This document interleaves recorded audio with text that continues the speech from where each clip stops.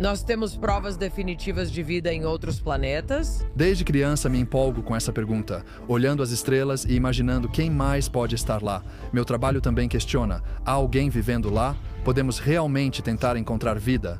Existem muitas ideias interessantes sobre como a vida poderia ter começado. Parece mesmo que a vida começou muito rapidamente. Mas o que você precisa ter cuidado com isso é que levou 4 bilhões de anos para evoluir do que quer que tenha sido a primeira criatura até chegar a nós. Se isso for comum, a Terra não tem muito tempo restante, o que assusta. O Dr. David Kipping, professor de astronomia e astrofísica na Universidade de Columbia, veio responder de forma definitiva: existe vida em outros planetas? E o que podemos fazer para nos preparar? Eu tento manter a mente muito aberta sobre qual é a verdadeira resposta. Nós não fazemos ideia de quais seriam os motivos de um alienígena. Parece que temos evidências de vida microbiana antiga em Marte. Quando falamos sobre bioassinaturas, como as rochas marcianas, ou sobre procurar gases e atmosferas alienígenas, por que os cientistas se sentem confortáveis em chamar isso de ciência legítima? Nos sentimos desconfortáveis em tratar OVNIs como busca legítima por alienígenas. Para astrônomos, a questão não é se, com certeza, há alguém lá fora, mas isso levanta a questão: por que eles se interessariam em se comunicar conosco?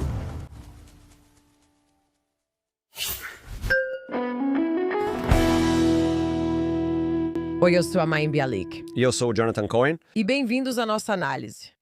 Estamos muito honrados hoje em apresentar literalmente o cara cujo trabalho é procurar vida em outros planetas. Estamos conversando com o professor David Kipping, e o Dr. Kipping é professor de astronomia e astrofísica na Columbia. Ele é o diretor do Cool Worlds Lab. Ele também possui um canal no YouTube chamado Cool Worlds, com mais de 1 milhão de inscritos. E o Dr. Kipping está aqui para responder de forma definitiva à pergunta: existe vida em outros planetas? E o que podemos fazer para nos prepararmos para essa informação? Ele também discute a evolução da vida humana, como chegamos até aqui e como a Terra será em 1 bilhão de anos, apenas um piscar de olhos em termos evolutivos. Ele também vai falar sobre buracos negros, buracos de minhoca, o multiverso e universos bebês, tudo isso e muito mais. Felizes em receber o Dr. David Kipping. Dr. Kipping, bem-vindo ao Breakdown. Break it down. Muito obrigado por me receberem. É ótimo finalmente estar aqui. Adoraríamos que você começasse nos contando o que mais te empolga em relação ao seu trabalho e o que isso significa para o universo como um todo. Essa é uma ótima pergunta. É uma pergunta bem ampla. E é uma pergunta justa. Para ser sincero, faço tantas coisas que me empolgam. Meu trabalho durante o dia é procurar planetas fora do sistema solar e, de preferência, tentar encontrar luas ao redor desses planetas também. Chamamos esses planetas de exoplanetas. Quero dizer, são só planetas fora do sistema solar. Tecnicamente, poderíamos chamar os planetas do sistema solar de endoplanetas, já que endo significa dentro, mas ninguém faz isso. Chamamos as luas desses planetas de exóluas. Então, nós estamos nessa jornada há uns 25, 30 anos, saindo de absolutamente nenhuma informação sobre planetas fora do nosso sistema solar. Então, pelo que sabíamos, podiam ser só os 8 do nosso quintal. Talvez fosse só isso. As pessoas realmente especulavam sobre isso. Eles observavam outras estrelas e comentavam que talvez houvesse algo especial na nossa própria estrela. Agora sabemos que, ao olhar para o céu, em média, cada estrela tem pelo menos um planeta ao redor, geralmente mais que um. Então isso realmente nos surpreendeu só pela quantidade que existe por aí. E além disso, a diversidade. Descobrimos novidades todos os dias. Basta ver os periódicos de astronomia mais recentes para conferir as descobertas. Isso nos surpreende sempre. Encontramos muitos planetas entre o tamanho da Terra e Netuno, por exemplo. E simplesmente não sabemos o que eles são. Será que são versões ampliadas de uma terra rochosa, superterras? Ou será que são versões reduzidas de um gigante gasoso, um anão gasoso, e ainda estamos totalmente no escuro, de verdade, sobre a natureza deles? Ou talvez exista algo totalmente diferente como um mundo aquático. Essas questões empolgam muitos cientistas de exoplanetas. E então, claro, muito do meu trabalho também levanta a próxima pergunta. Bem, quem está vivendo lá? Alguém está vivendo lá? Será que podemos realmente tentar encontrar vida? E para mim, quero dizer, essa é uma pergunta que me empolga desde que eu era criança, olhando para as estrelas e me perguntando quem mais poderia estar lá fora. Podemos falar sobre tudo isso, mas esse é o panorama geral do que me empolga. Quero saber se o Kevin Costner está no planeta aquático, mas isso deve fugir do escopo dessa conversa. Quero dizer, Se o universo é infinito, então tudo acontece em algum lugar, certo? Então o Kevin Costner está por aí em algum lugar. Eu só gosto de imaginar o David levando sua marmita para o trabalho e pensando: será que encontrei vida em outros planetas hoje? Não. Tudo bem, não foi o melhor dia. Vamos continuar tentando. É frequentemente uma jornada de é isso que é descoberta. A ciência geralmente é assim, cheia de altos e baixos, então tem uma montanha russa emocional envolvida em tudo isso. Mas, no geral, eu acho que é um momento muito empolgante para estar vivo. Eu estava conversando sobre isso com meu filho mais velho, que tem 20 anos, porque estávamos observando as estrelas na outra noite. E eu estava contando pra ele aquela história que, sabe, nós, pessoas mais velhas, ou seja, alguém com mais de 40 anos, costumamos contar. Sabe, memorizar os 9 planetas era a minha principal tarefa em relação à astronomia ou ao universo. Esse era o meu trabalho quando criança, certo? E foi mais ou menos aí que as coisas pararam pra nós. Não existia internet pra gente pesquisar as coisas. Nosso conhecimento sobre o universo era incrivelmente vasto e incrivelmente limitado. E em apenas uma geração, eu tenho uma filha que entende de forma muito natural que existem trilhões e trilhões de estrelas e planetas e outras galáxias, e tipo, nós não estamos sozinhos. Sabe, isso é algo totalmente normal, né, para essa próxima geração vivenciar. Você pode falar um pouco sobre essa ponte? O que você diria que foi o avanço mais definitivo que vimos, que nos permitiu passar de existem 9 planetas para, na verdade, só existem 8? E além disso, há muito mais além que agora podemos realmente procurar por bioassinaturas. Podemos procurar quais seriam os sinais de que outros planetas possivelmente tiveram vida. Qual é essa ponte? O que aconteceu nesta geração? Sabe de uma coisa? Acho que na verdade são duas. São duas pontes. Uma é conceitual, que está apenas nas nossas próprias cabeças, de verdade. Poderíamos ter descoberto exoplanetas bem antes, mas nós mesmos dificultamos, e a outra era tecnológica, uma resposta óbvia.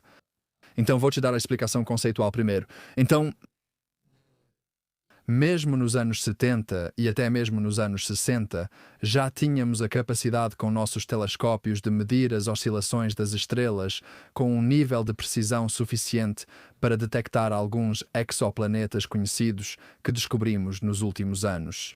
Para isso, é preciso observar uma estrela se movendo para frente e para trás e detectar mudanças de velocidade de centenas de metros por segundo. E os maiores planetas, que estão realmente próximos da estrela, porque obviamente quanto mais perto o planeta está da estrela e quanto mais pesado ele é, mais ele pode puxar e fazer a estrela se mover e oscilar muito rapidamente. Um exemplo é quando você joga uma moeda em um poço de caridade e ela acelera ao se aproximar. O mesmo acontece com os planetas. Quanto mais próximos, mais rápido eles orbitam e puxam a estrela em torno da qual giram, atingindo velocidades de milhares de metros por segundo. E nós poderíamos tê-los detectado lá nos anos 60 e 70, e na verdade nos anos 50 havia um astrônomo. O nome dele era Struve, Otto Struve, e ele foi completamente esquecido na época, mas agora todo mundo o cita como um tipo de gênio que teve essa percepção. Mas ele apontou que, olha, talvez às vezes planetas com massa de Júpiter não vivam tão longe da sua estrela como Júpiter e Saturno vivem. Talvez às vezes eles fiquem bem próximos. Todo mundo achou que ele era maluco, dizendo que isso não fazia sentido. Achávamos que sabíamos como Júpiter se forma. Precisa de muito gelo para criar gigantes gasosos. O gelo não seria estável tão perto de uma estrela, pois seria quente demais. Por isso não se pode criar um Júpiter tão próximo, e todos acabaram ignorando essa ideia. Mas agora nós conhecemos muitas centenas desses chamados Júpiteres quentes que estavam escondidos nos nossos dados por anos, até décadas, sem que ninguém estivesse procurando por eles. Acho que há uma barreira conceitual com a qual crescemos, como você disse. Crescemos lendo o livro didático. Aqui está o sistema solar. É assim que ele é. E eu acho que, para uma geração ou mais de astrônomos, ficou enraizado em nossas mentes que esse era o modelo, como se tudo o resto fosse mais ou menos assim. E então, quando descobrimos que era totalmente diferente, voltamos e pensamos, poxa, poderíamos ter encontrado essas coisas há muito tempo. E então, o grande avanço tecnológico foram apenas os CCDs. Então, sabe, a mesma tecnologia de câmera que usamos em nossos iPhones e M-filmagem, como a minha câmera DSLR com a qual estou falando com você agora, essa tecnologia de chip permitiu uma eficiência quântica muito maior na captura de fótons. E assim conseguimos passar de basicamente capturar talvez 10% dos fótons para quase 100% dos fótons. Então, da noite para o dia, com essa tecnologia, você basicamente recebe 10 vezes mais fótons, e assim uma relação sinal-ruído maior por um fator de raiz de 10 nos seus dados. Então, isso também foi um grande avanço. Agora, eu gostaria que você nos levasse a algo que aconteceu muito recentemente, onde parece que temos evidências de algum tipo de vida microbiana antiga em Marte. Quando você postou sobre isso, disse algo muito delicado para nós cientistas. E o que você disse foi algo como: meu coração não aguenta se isso não for evidência de vida em Marte. Você pode falar um pouco sobre, sabe, se eu te perguntasse a pergunta básica: nós temos uma prova definitiva de vida em outros planetas? Onde esses dados de Marte se encaixariam nisso? Então, conversando com meus colegas que estudam Marte, porque eu não estudo Marte, sabe? Eu não sou um cientista planetário do Sistema Solar, mas conversando com meu colega sobre isso, os dados são muito instigantes. Então, você vê esses tipos de manchas que parecem o tipo de marca deixada por micróbios, por bactérias dentro das rochas. Então, isso é tentador, mas claro, nós não temos evidências diretas das bactérias nessas rochas. Nós não coletamos uma amostra, nós não trouxemos para a Terra. Não dissecamos nem analisamos o DNA dela para afirmar com certeza que isso é vida. Então, é outro exemplo de um biosinal, acho que seria justo dizer. Um biosinal muito bom, mas ainda assim um exemplo de biosinal. Então, isso significa um sinal indireto e revelador de vida. Mas já vimos isso antes com Marte. Então, anos atrás, foi alegado que havia metano em Marte. Ainda está lá e ainda é um sinal potencial muito provocativo de vida. Mas desde então, houve muito debate desde então sobre a possibilidade de isso ser geológico. Talvez existam armadilhas de metano bem no fundo, embaixo da crosta, que às vezes estão vazando.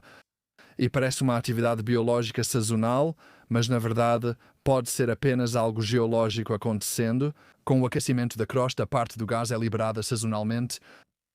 Nós também vimos isso, mais notoriamente. Eu me lembro disso de quando era criança, faz tempo, então você precisa ser mais velho para se lembrar. Bill Clinton ficou no gramado da Casa Branca e falou sobre esse famoso meteorito chamado meteorito de Allen Hills. E ele tinha esses pequenos fósseis em forma de verme. E todo mundo ficou muito empolgado. Parecia realmente uma prova de vida em uma rocha marciana. Mas, na verdade, ela não foi coletada diretamente de Marte.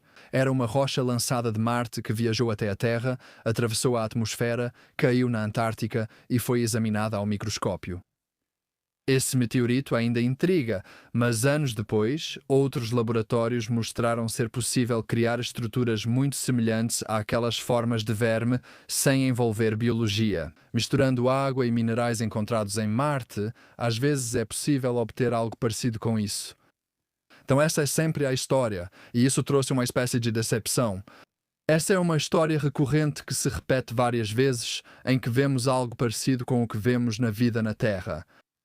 E então, às vezes, anos se passam e os cientistas fazem toda aquela análise cuidadosa e descobrem que existe outra maneira de produzir essa assinatura.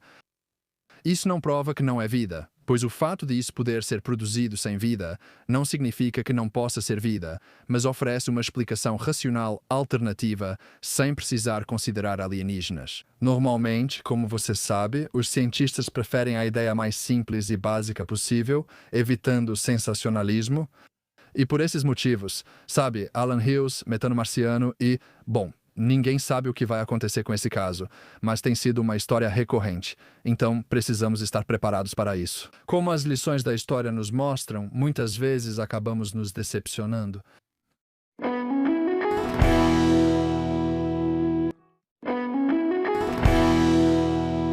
Temos um grande interesse e, como você disse, agora temos a capacidade tecnológica para explorar essas coisas. Vamos falar sobre a vida neste planeta, então, antes de continuarmos nossa busca por vida em outros planetas.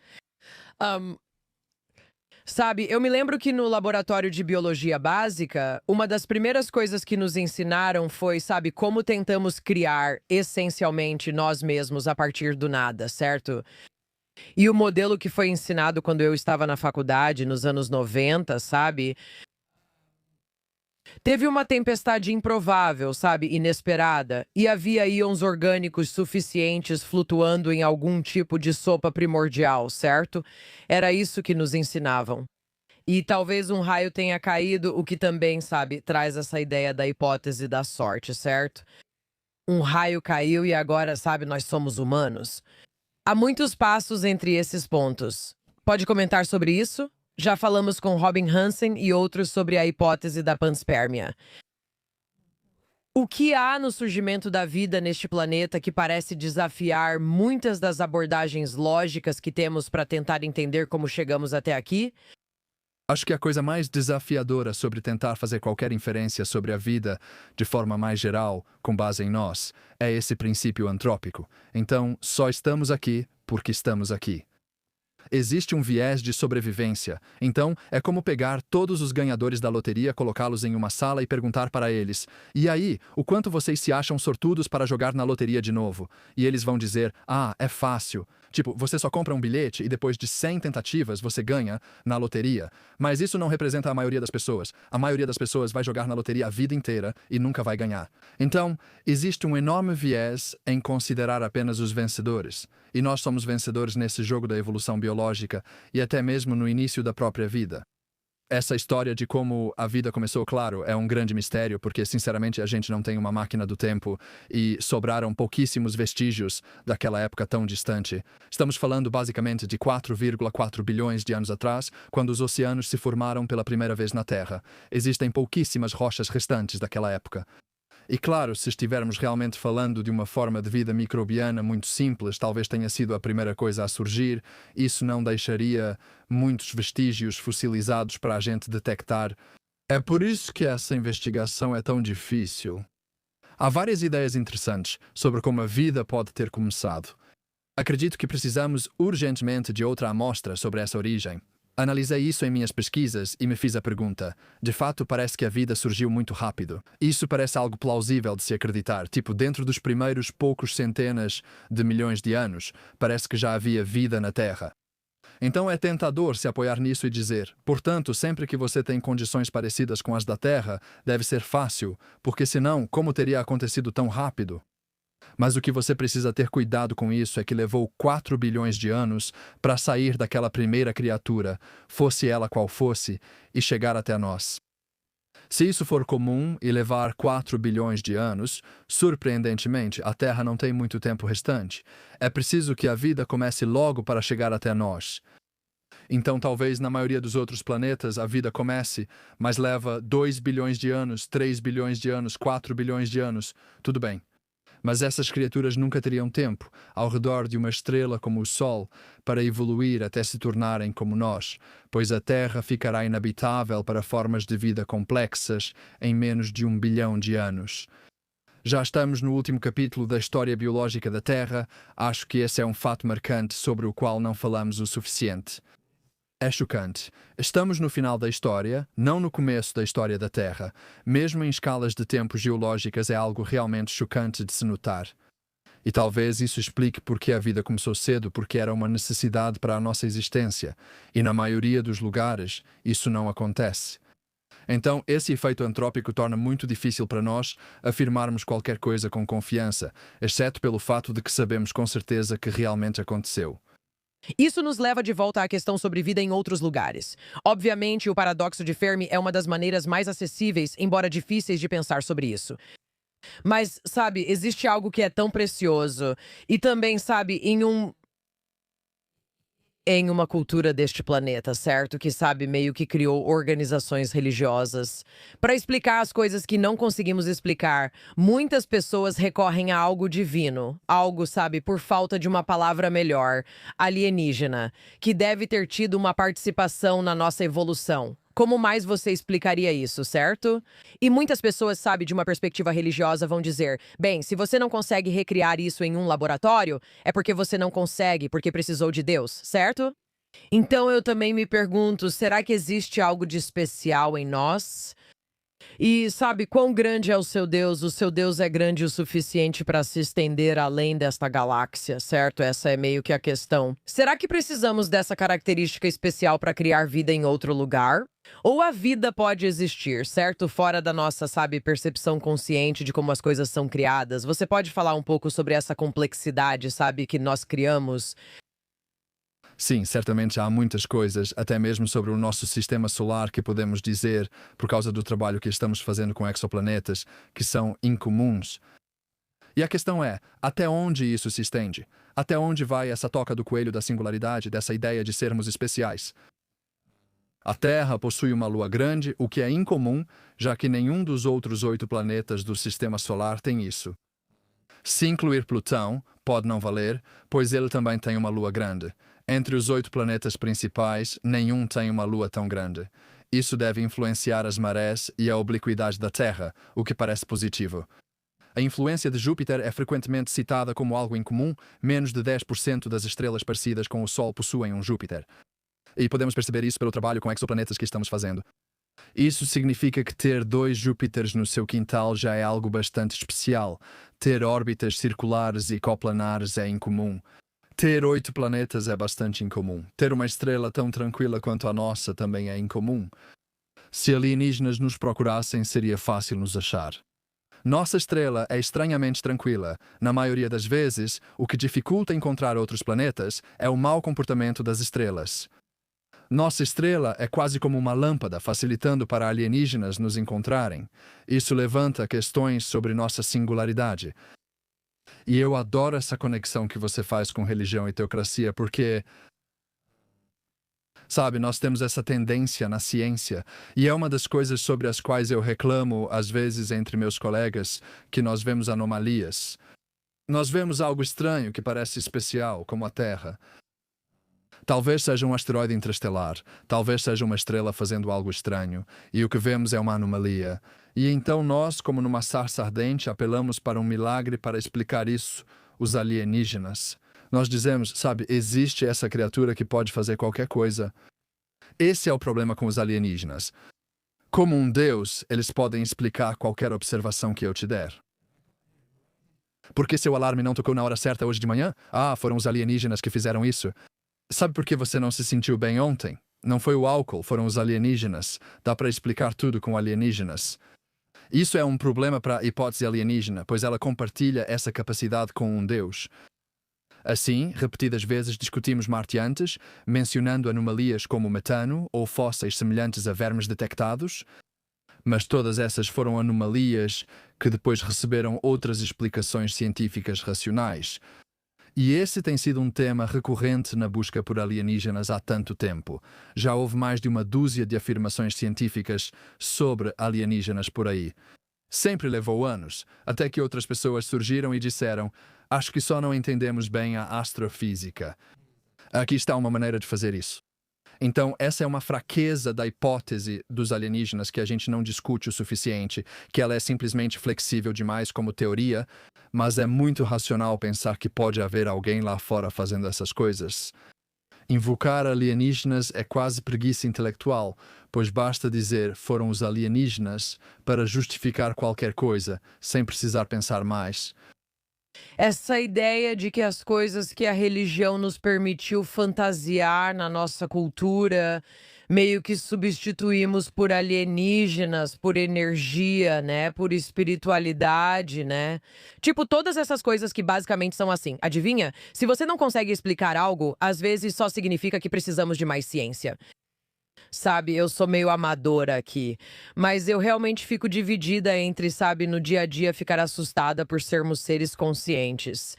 Quero dizer, eu sou uma dessas pessoas que, ao longo do dia, tem esses momentos de meu Deus, eu existo, o que está acontecendo? E eu criei uma criança até ela virar adulta. Como isso aconteceu? Como cheguei aqui?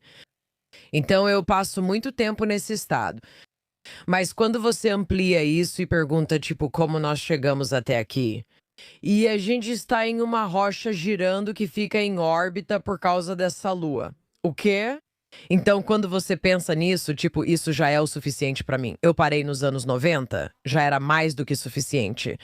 Mas agora estamos vivendo de novo nesse mundo onde podemos perguntar: por que seríamos os únicos? O que nos faz pensar que seríamos os únicos seres inteligentes nesse universo? Ou porque eu tenho que assumir que a vida é baseada em carbono? Aqui é assim, mas o ponto de algo que é insondável é justamente ser insondável. Então, eu meio que estou te perguntando, sabe, menos como uma especialista em astrofísica e astronomia e mais como uma humana mesmo. O que você imagina, tipo, o que você realmente imagina que está acontecendo fora dessa galáxia? Bem, eu não sei. Quero dizer, eu tenho ideias sobre o que eu espero que seja verdade.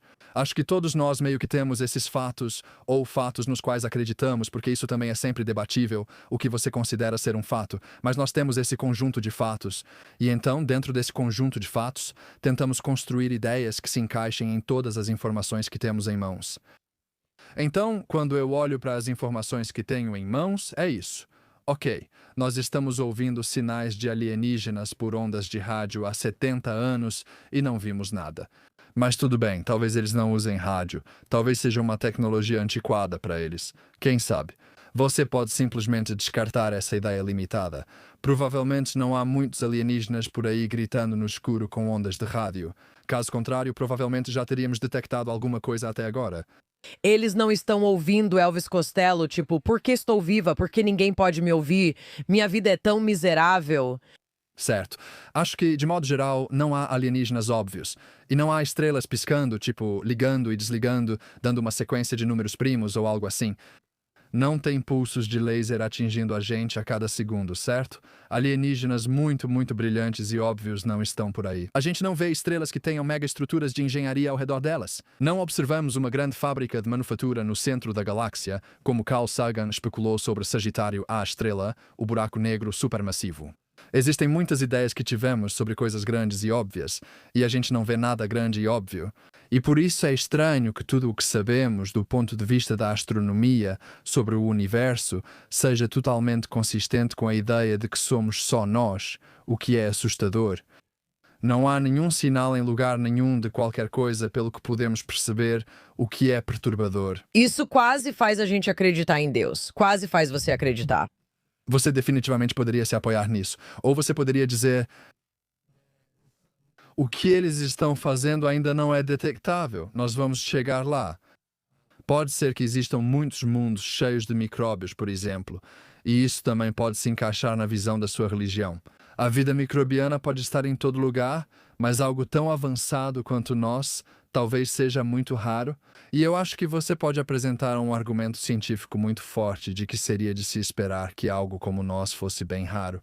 Há tantas coincidências estranhas na evolução que levaram até nós que é fácil tirar uma delas, como no jogo Kaplank, e você acabaria ficando com algo muito simples de novo. Então é fácil defender esse argumento, mas na cosmologia acreditamos que o universo realmente não tem fim, ele simplesmente continua. E então, como Kevin Costner em Waterworld, ele estará lá fora e haverá alguém, basicamente nós mesmos, lá fora de novo. Então, para os astrônomos, não é uma questão de saber se há alguém. Acho que, em geral, pensamos que sim, com certeza há alguém lá fora, mas talvez nós sejamos efetivamente sozinhos. Talvez não haja mais ninguém em nossa galáxia. Talvez não haja mais ninguém agora, mas no passado havia alguém e eles desapareceram, ou no futuro eles vão aparecer. Costumo ver a comunicação com alienígenas como um desafio de conversar através do tempo, não do espaço. Eu acho que nossa melhor chance de nos comunicarmos com outra inteligência, isso é meio provocativo, mas eu acho que nossa melhor chance é conversar com inteligências futuras que vão evoluir na Terra, porque a Terra ainda tem centenas de milhões de anos pela frente. Espera. Explica isso pra gente. Explica pra gente. Sim, pense na última grande extinção em massa, quando os dinossauros foram exterminados, há 65 milhões de anos. Isso é muito rápido em termos evolutivos, não é tanto tempo. Então saímos de roedores, esses mamíferos bem simples, até chegar a nós em dezenas de milhões de anos. Não é tanto tempo assim em escalas de tempo astronômicas e geológicas. Minha teoria provocativa, mesmo sem ser biólogo evolucionista, é que a inteligência vai voltar. Não sei o que será de nós. Talvez nos espalhemos pelas estrelas ou nos extingamos. Não sei. Acredito que já há inteligência suficiente presente no reino animal atualmente. Está nos golfinhos, está nos polvos, está nas aves, está nos mamíferos. Então eu acho que a inteligência tem uma vantagem evolutiva que de alguma forma vai persistir. Por isso, acho mais provável construirmos uma cápsula do tempo na Lua do que recebermos uma mensagem de um alienígena do outro lado da galáxia. Que talvez algum descendente avançado do futuro na Terra detecte isso, pegue e aprenda sobre nós. Acredito que essa seja a forma mais provável de termos comunicação unilateral com o que seria, na prática, uma espécie alienígena, mesmo sendo descendente da Terra. Mais do que obter comunicação bidirecional por rádio com Alpha Centauri, isso é só uma teoria minha, mas é o que costumo acreditar. Eu acho que você teria sido uma bióloga evolutiva incrível. Estou gostando muito disso. Bem, também estou pensando que, na verdade, eu nunca usei IA, o que ainda me orgulho de dizer. Mas, se eu fosse criar uma imagem ou pedir ajuda para a IA, eu gostaria que ela me mostrasse uma imagem de um golfinho, um polvo, sabe? Em uma cápsula do tempo que estou colocando em outro planeta. Esse é o tipo de visual que eu quero. Quero todas essas criaturas juntas. A IA pode fazer isso. A IA pode fazer isso, mas não vou testar. A outra coisa que eu estava esperando que talvez você pudesse nos ajudar a entender, porque acho que isso é útil para o que pode estar surgindo. Mas, sabe, nós conversamos com Adam Frank, conversamos com, sabe, todas essas pessoas que nos ajudaram a imaginar o que poderia ter sido. E, claro, pessoas como Robin Hanson, um pouco mais fora da curva. Mas e quanto à ideia de que, se assumirmos que pode haver outras formas de vida inteligente, é provável que elas existam há muito mais tempo do que nós? E talvez até tenham avançado para um nível de, quero dizer, tipo, eu penso, tipo, meio que como os Jetsons, sabe? Eu cresci assistindo aos Jetsons, né? Então eu fico pensando, tipo, é isso. Eu fico pensando, tipo, é como um computador com pernas, sabe? É nisso que eu penso. Mas seja qual for a versão de inteligência artificial avançada de um ser que esteja vivo há, sei lá, centenas de milhões de anos, é possível que nós sejamos a forma de vida mais primitiva e que já exista algo há muito tempo e que estamos apenas no começo da nossa exploração? Com certeza. Quero dizer, sim, Carl Sagan costumava comentar sobre isso, que é muito improvável que, se houver outra inteligência por aí, ela esteja no mesmo nível tecnológico que a gente, certo?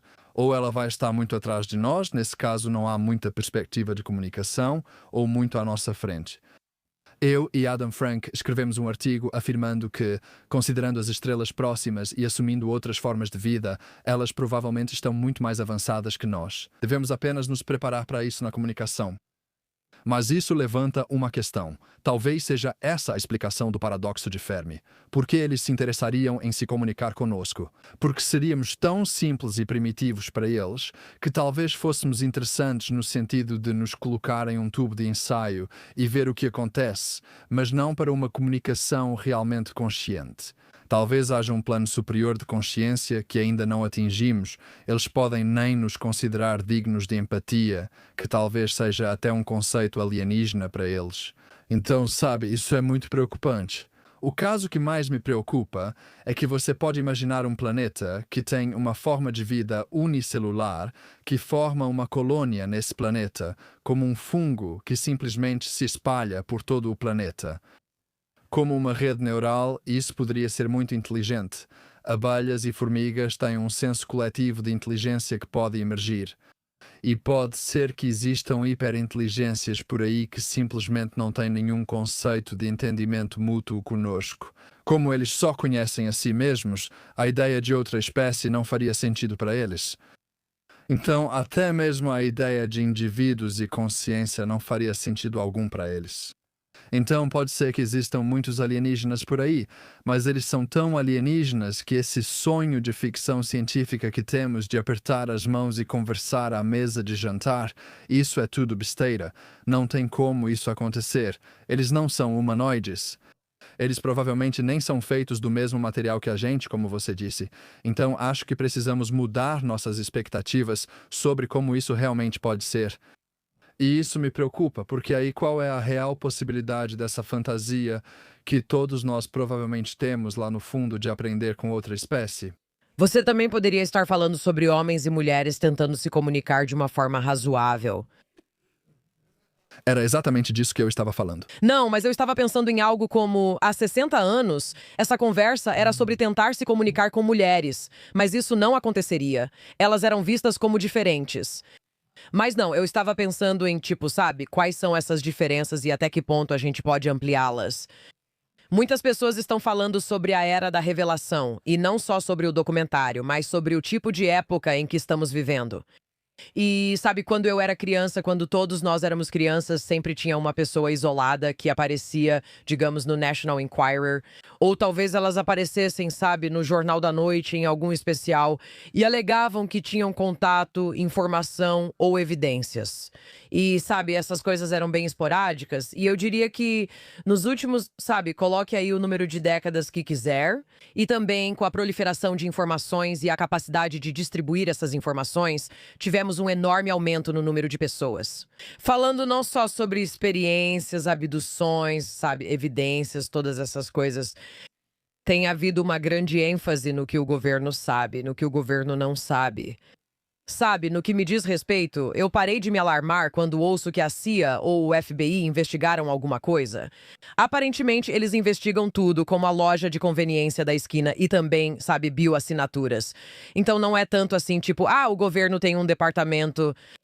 Mas o que estamos aprendendo é que existem redes maiores, tanto de conspirações quanto de verdades sobre coisas que o nosso governo destinou dinheiro dos impostos para financiar e apoiar. Sabe, nós conversamos com a maior variedade de pessoas que você pode imaginar que falam sobre isso. Qual é o seu entendimento sobre os elementos da era da divulgação em que estamos? O que realmente está acontecendo? O que pode estar acontecendo? Com o que deveríamos nos preocupar? E como isso afeta a ciência de fato? Sim, quero dizer, me perguntam isso o tempo todo, e o que tenho pensado muito sobre essa era crescente de histórias de OVNIs e a era da divulgação é como lidamos com isso como cientistas? E eu acho que por muito tempo o público ficou frustrado com os cientistas porque a gente meio que foge da pergunta. Muitas vezes dizemos, isso é bobo, ridículo, nem vou comentar, mas não acho que essa seja a melhor abordagem. Ao mesmo tempo, muitos cientistas têm um sexto sentido de que algo nisso não faz sentido. Quero dizer, como astrônomos, por exemplo, é difícil encontrar pessoas que olham mais para o céu do que os astrônomos profissionais. Mesmo assim, poucos de nós percebem isso comparado à maioria da população. Fica a questão, por que profissionais treinados veem OVNIs menos frequentemente que o público sem treinamento para observação? Então isso já pode levantar alguns sinais de alerta, tipo, o que está acontecendo aqui? Mas eu não quero descartar isso. Eu acho que sabe, obviamente quando você vê esses vídeos e vê aqueles vídeos do Pentágono e ouve esses relatos dos operadores de radar e dos pilotos, sabe, essas também são pessoas muito bem treinadas, certo? Eles estão observando coisas no espaço aéreo dos Estados Unidos ou logo ao largo da costa dos Estados Unidos que indicam claramente que algo ocorre. Isso é totalmente razoável. E eu apoio o governo tentando descobrir o que é isso, porque no mínimo representa uma ameaça potencial à defesa dos Estados Unidos, certo? Se há veículos viajando pelo nosso espaço aéreo sem que saibamos, provavelmente deveríamos descobrir o que são, sejam drones ou alguma nave alienígena, provavelmente queremos saber o que são. Então, com certeza queremos investigar isso. Eu não seria daqueles cientistas que dizem isso é ridículo, vamos encerrar o caso e esquecer. Mas também tenho tentado me perguntar, por que, quando falamos sobre bioassinaturas, como as rochas marcianas ou a busca por gases em atmosferas alienígenas, certo? Nós fazemos isso com exoplanetas. Nós também procuramos por gases que são assinaturas de vida. Por que os cientistas consideram isso ciência legítima? Nos sentimos desconfortáveis em tratar OVNIs como formas legítimas de buscar alienígenas. Cruzar a atmosfera da Terra não faz algo deixar de ser ciência. Isso não faz sentido.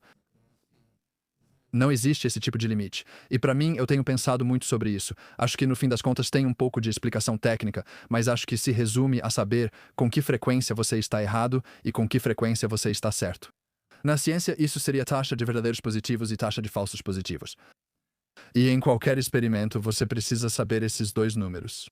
Se eu for fazer uma busca por vida em atmosferas de exoplanetas, usando qualquer método que eu quiser, eu preciso saber com que frequência eu espero que esse método seja bem sucedido se todos esses planetas tivessem vida. É 50%? É 100%? Ou é 1%? Então essa é a taxa de verdadeiro positivo. Com que frequência você acertaria, supondo existir vida lá? E você também precisa saber com que frequência você vai errar. Tipo, assumindo que nenhum dos planetas tem vida, com que frequência você erroneamente diria que encontrou vida? Você precisa saber esses dois números. E eu acho que o problema com esses relatos que eu vi, pelo menos, é que não tem como eu pensar em uma maneira de medir esses dois números, e assim, nem mesmo incluir OVNIs no âmbito da ciência. Eu nem sei se isso é compatível com a ciência sem esses dois números. Você precisaria saber, por exemplo, ao colocar pilotos em um espaço aéreo onde tenha certeza de que não há alienígenas, com que frequência eles alegam erroneamente tê-los visto. Você não pode fazer isso, não é possível. Você poderia usar um simulador, mas ainda assim não seria tão realista quanto pilotar a aeronave em uma atmosfera real. E da mesma forma, não há como saber se você os colocasse em um espaço aéreo com alienígenas, com que frequência eles os identificariam corretamente como alienígenas. Não tem como você fazer isso. Então, o problema é que, apenas do ponto de vista experimental, tudo é anedótico e é muito difícil ter condições controladas de laboratório onde possamos avaliar esses números e fazer perguntas de forma significativa. Pode ser possível, em alguns casos, fazer essas perguntas. Podemos imaginar redes de celulares rastreando isso, com cada aparelho capturando essas coisas em tempo real e triangulando suas posições e usando magnetômetros integrados. A força-tarefa de UAP da NASA sugeriu isso, dizendo que poderíamos transformar os celulares de todo mundo em dispositivos para registrar OVNIs. Já há alguns aplicativos na loja que você pode usar para isso, mas é necessário esse nível de precisão e muitos dados de fontes independentes. Assim, você poderia medir essas taxas em condições mais controladas. Mas no momento, só com esse tipo de relato isolado, eu realmente não sei o que pensar sobre eles. Bem, há dois lados nisso, e um deles é a evidência científica. E então, como você entende esses grupos de profissionais, todos aparentemente confiáveis à sua maneira? É uma conspiração, todos tiveram essas experiências inacreditáveis só para participar de entrevistas em podcasts. E eles estão sentados diante de audiências no Congresso afirmando que há evidências indiscutíveis sendo ocultadas. Como você reconcilia essas duas coisas? Eu realmente não sei. Pessoalmente, não aceitaria testemunho pessoal como evidência da existência de alienígenas. Acho que meu padrão de evidência é mais alto do que o Davi disse. Mesmo acreditando no Davi, sendo ele meu melhor amigo e doutor em qualquer área, isso não basta, não é suficiente só porque alguém disse. Então, sabe, é tipo aquele filme Jerry Maguire, Me Mostre o Dinheiro. Aí sim, eu acredito. Tipo, se realmente existem veículos alienígenas em algum depósito do governo, então é só apresentar eles e todos nós vamos ficar convencidos. E eu acho que esse é o ponto não só da ciência, mas da sociedade em geral. Se você quer convencer alguém de uma ideia, então, para que ela seja convincente e se torne um fato, não pode haver espaço para dúvidas, certo? Não pode haver, e é assim que os cientistas trabalham. Sempre tentamos ver, você pensou nisso, e nessa suposição, e aquilo, e nós atacamos de todos os ângulos até que, seja qual for a ideia, ela passe por um verdadeiro teste de fogo. Você eliminou as irrelevâncias e manteve apenas o fato puro e inegável. Essa gravidade é inquestionável, pois já testamos milhões de vezes e sempre cai no chão. Não há como negar. Tentamos de todas as formas negar isso. E estamos muito longe disso com as afirmações atuais. Mas eu gostaria que chegássemos lá porque eu, como todo mundo, só quero saber a resposta. Mas em termos do que está acontecendo pessoalmente com essas pessoas, eu não faço ideia. Acho que você provavelmente precisaria de um psicólogo para descobrir isso, não de um astrônomo. Todos podem estar certos e algo realmente pode estar acontecendo. E por algum motivo, as evidências estão sendo constantemente ocultadas dos cientistas. Mesmo assim, paradoxalmente, todos esses cientistas do SETI e astrônomos fazem todo esse trabalho e por algum motivo nunca vemos um OVNI. Dados de telescópio, o que eu acho difícil de entender, mas você pode imaginar algumas situações forçadas em que isso seja verdade. Fico impressionada tanto com a pergunta do Jonathan quanto com a explicação que você deu. Quero dizer, acho que não tinha me ocorrido que haveria maneiras de realmente tentarmos acompanhar essas coisas de forma legítima. Tipo, quando você falou sobre celulares e em tempo real, isso faz muito sentido. Nunca tinha me ocorrido, mas acho que esse é justamente o ponto onde podemos fazer a ponte entre as conversas das pessoas que dizem: as coisas que estou vivenciando e observando não podem ser medidas. E você ou tem fé ou não tem, né? Mas na verdade não é assim que a ciência funciona. E se você quiser acreditar em anjos e fadas, tudo bem também. Mas se vamos tentar ter uma conversa sobre como trazer isso para um debate mais amplo, precisa ter algum tipo de rigor, precisa ter dados. Precisamos conseguir analisar isso estatisticamente, o que é verdade. Isso me faz lembrar. Tornamos você uma bióloga evolutiva, talvez hoje vire terapeuta. Sabe, isso realmente me faz lembrar de muitas coisas nas quais as pessoas, digamos, querem acreditar quando se trata de percepção extrasensorial. Sabe, a capacidade de se comunicar telepaticamente, todas essas coisas que estão meio fora do que a ciência consegue explicar. Sabe, eu só fico curiosa sobre quais poderiam ser esses outros pontos de conexão. Para que possamos dizer que isso pode existir como uma experiência independente, mas isso não é a mesma coisa que sermos capazes de entender isso de uma perspectiva global, humana e cientificamente rigorosa. Sim, sempre gosto de lembrar as pessoas dos vieses humanos. E essa é uma daquelas situações muito difíceis em que muitos de nós temos vieses fortes. A maioria das pessoas, eu acho, tende a preferir a ideia de que exista uma espécie alienígena por aí, mas muitas pessoas sentem o contrário também. Mas existe, sabe, uma visão polarizada sobre o que as pessoas querem que seja verdade. E nós vimos isso várias e várias vezes na ciência. Quero dizer, eu consigo lembrar de uma das primeiras alegações de vida alienígena que saiu na primeira página do New York Times em 1908 ou 1906, talvez tenha sido isso. E dizia, foi o New York Times que disse, existe vida em Marte, esse era o título. Esse título só pode ser interpretado de uma forma. É uma afirmação clara, sem ambiguidades.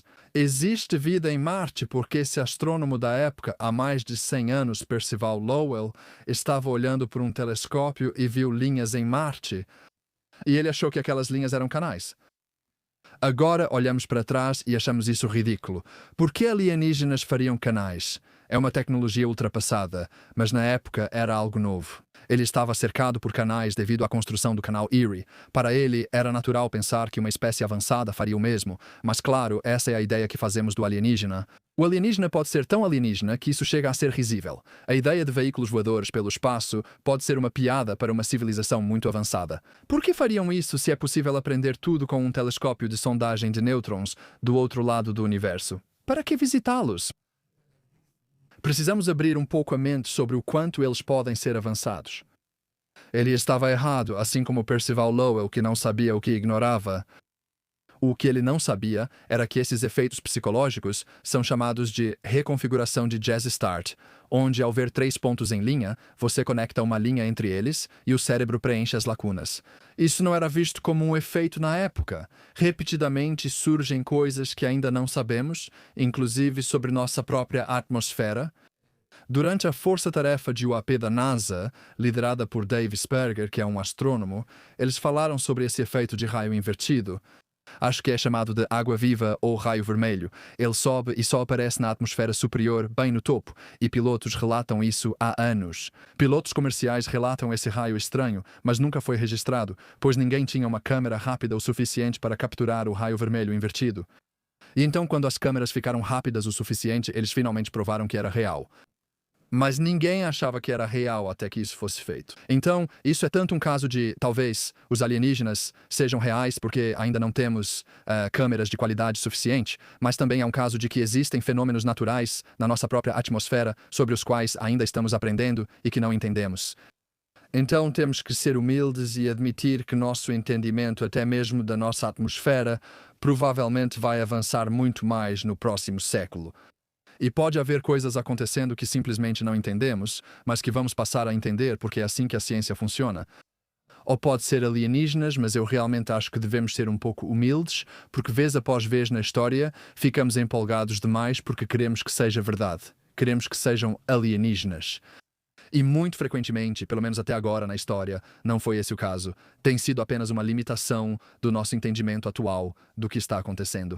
Quero dizer, você também poderia usar esse argumento para, sabe, tudo o que atribuímos a Deus, tudo de novo que estamos atribuindo a campos energéticos que simplesmente ainda não conseguimos medir. Você poderia atribuir isso à telepatia ou ao que parece ser uma comunicação telepática. Sabe, Jonathan e eu meio que, sabe, temos um fascínio por hobby, por coisas que as pessoas costumavam achar que não existiam, mas existem, né?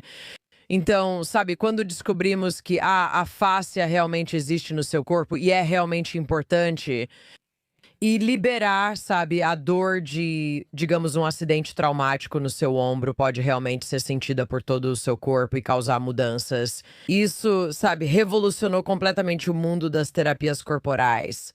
Isso também mudou, sabe, a opinião de médicos que antes diziam que nada do que você pensava na sua cabeça tinha qualquer impacto fisiológico, o que agora parece bem absurdo. Então nós estamos meio que, sabe, fascinadas com o fato de que você pode captar ondas de rádio através de uma obturação no dente. Antes de percebermos o que ocorria, algumas pessoas já diziam: estou ouvindo vozes na minha cabeça. Isso realmente acontecia.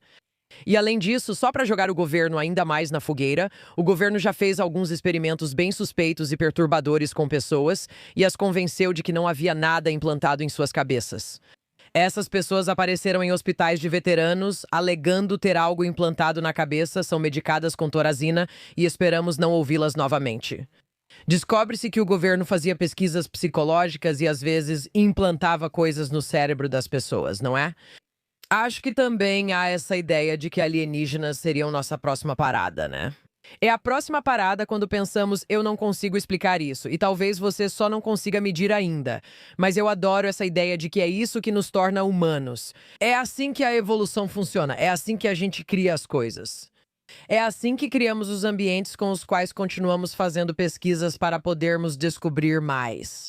E talvez a gente não descubra, por exemplo, quando estudamos telepatia, que as pessoas estão se comunicando telepaticamente em um plano diferente de consciência que pode ser acessado, sabe, através do coração delas. Também podemos aprender mais sobre isso. A comunicação humana, incluindo a não verbal, e outros temas que enriquecem nosso conhecimento científico. Sim, como as árvores comunicando-se pela rede de fungos. Isso parecia loucura quando ouvi sobre isso pela primeira vez. Um exemplo que me vem à mente na minha área são os meteoros. Como a ideia, no século XVIII, de pedras caindo, chovendo do céu, é uma coisa tão estranha. É como se porcos voassem, e ninguém acreditava nisso. A gente pensava, como uma pedra pode cair do céu no quintal? Não faz sentido. Exato. E aí, claro, agora a gente aceita isso como um fato comum, porque no norte da França, acho que foi perto da Normandia, caíram milhares deles numa chuva de meteoros. Foi justamente aí que não dava mais para fugir da conclusão. Era um monte de fazendeiros e todo mundo dizia: esses fazendeiros malucos, eles são tão burros. Foi literalmente isso que as pessoas disseram. Certo, mas as evidências chegaram a um ponto, acho que é isso que sempre queremos na ciência, as evidências ficaram tão esmagadoras que os céticos não tinham mais para onde fugir, né? As evidências naquele contexto se tornaram inegáveis. E acho que é sempre isso que buscamos na ciência, queremos remover toda essa incerteza até restar algo que realmente pareça um fato. E eu espero que a gente chegue lá com isso. Acho que daqui a 50 anos talvez a gente olhe para trás e diga, ok, era isso que todos aqueles OVNIs eram, ou eram de origem alienígena, ou talvez fosse outra coisa, mas ainda estamos longe disso. Não sabemos o que essas coisas são. Com tantos relatos, é necessária uma investigação. Mas as evidências estão em um nível que me permite dizer que isso, portanto, aponta para alienígenas? Não, não estão, mas estou aberto à ideia. A lição da história mostra que frequentemente estamos errados. Costumo estar errado, então mantenho a mente aberta e digo, ainda não há evidências suficientes para me convencer, mas não afirmo que você está errado. Eu estou tentando manter todas as opções em aberto e apenas coletar dados até chegarmos ao ponto em que seja algo incontestável, e é isso que queremos alcançar. Para alguns isso é frustrante, pois só querem decidir logo, dar um veredito, ter certeza, mas a ciência não funciona assim. A ciência gera confiança gradualmente com vários experimentos, e às vezes são necessárias essas descobertas inesperadas, como aqueles 1000 metros no norte da França, para realmente convencer todo mundo de que é real. Estou usando essa camiseta que o Jonathan me deu, que eu gosto muito porque adoro antropomorfizar alienígenas, mas há muita conversa. E recentemente recebemos um homem que afirma estar canalizando um híbrido alienígena. É uma história diferente. O nome dele é Bashar, e pessoas do mundo todo ouvem as canalizações do Bashar. Mas uma das coisas que Bashar fala e uma das coisas que muitas pessoas comentam é que os alienígenas querem o nosso DNA e eles estão, você sabe, realizando abduções e estão, você sabe, colocando sondas e todas essas coisas. E isso tem sido tema de muitos filmes incríveis, não é? Tentando entender como seria uma interação, certo, com alienígenas. Você consegue imaginar um mundo ou uma galáxia ou um universo onde os alienígenas estariam nesse nível de sofisticação? Onde eles poderiam, por exemplo, voar por aí sem serem detectados, mas então aparecer só quando quisessem? Se eles estivessem nesse nível de sofisticação, por que eles iriam querer o nosso DNA a ponto de precisar sugar pelo nosso nariz com uma sonda? Eu estou perguntando por uma amiga, mas estou perguntando, sabe, de uma forma. Não estou tentando ser, sabe, irônica aqui. Tô dizendo, tipo, onde está esse nível de interação? E como é que a gente conversa sobre isso? A gente simplesmente ignora e diz: quer saber? Qualquer coisa que possa voar sem ser detectada não precisa te abduzir para um OVNI? Ou a gente simplesmente diz que vale tudo? E talvez existam seres que operam em um nível que a gente literalmente não consegue entender. Sim, já ouvi esse argumento e explicação de alguns colegas, mas não faz sentido. Por quê? OVNIs, se eles são tão avançados, seriam indetectáveis em alguns dados e então facilmente detectáveis a olho nu em outros dados ou com uma câmera simples em outros casos. Quero dizer, aliás, com câmeras, sempre acho incrível que a melhor imagem de um OVNI não tenha melhorado desde 1950, não é? A tecnologia das câmeras evoluiu muito e mesmo assim, ainda temos sempre aquela foto granulada e ruim. Isso talvez seja um sinal de alerta, certo, de certa forma, mas em relação aos motivos, é impossível desmentir isso. Acho inútil tentar desmentir a motivação, já que não sabemos os motivos de um alienígena. Pode ser só um adolescente bêbado voando e zoando com a gente, não sei. Tipo, não dá. Qualquer coisa que você diga para alguém que realmente acredita nisso, essa pessoa não vai aceitar como um contra-argumento. Acho que quando ouço essas histórias, e eu não quero, eu nunca diria para alguém: olha, você está errado, isso não aconteceu, porque eu não sei, eu não estava lá. Deve haver pelo menos algumas pessoas fantasiando ou sonhando acordadas com isso. Seria estranho se não fosse verdade, já que imaginamos de forma tão vívida, esperaríamos que às vezes fosse real. E Jill Tartar, você sabe, inspirou o filme Contato. E Carl Sagan escreveu o livro Contato pensando nela. Ela é vista como a mãe do SETI, a busca por inteligência extraterrestre. Ela tem uma bela citação dizendo que buscar alienígenas é como olhar para um espelho cósmico.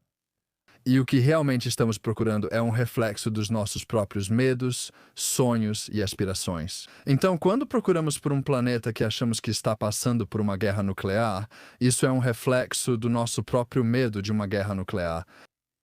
E quando procuramos por um planeta que tenha, você sabe, painéis solares cobrindo todo o planeta, isso é um reflexo do nosso próprio sonho de alcançar esse tipo de ecotopia. E você sabe, talvez com algumas dessas histórias de, você sabe, experimentos médicos ou qualquer coisa assim, isso são novamente reflexos dos nossos próprios medos internos que estão apenas se manifestando de maneiras diferentes. E eu realmente acho que é muito verdade que tudo o que pensamos sobre alienígenas é basicamente só vem de nós mesmos. É uma manifestação das nossas próprias aspirações e sonhos. Então, eu acho que há muito mais de nós nessas histórias do que de alienígenas nessas histórias. Quero dizer, todas as nossas narrativas têm esse aspecto, seja habilidades extrasensoriais, Deus ou até mesmo alienígenas. Todos nós estamos tentando encontrar nosso lugar, certo? E como nos encaixamos e como o mundo ao nosso redor funciona.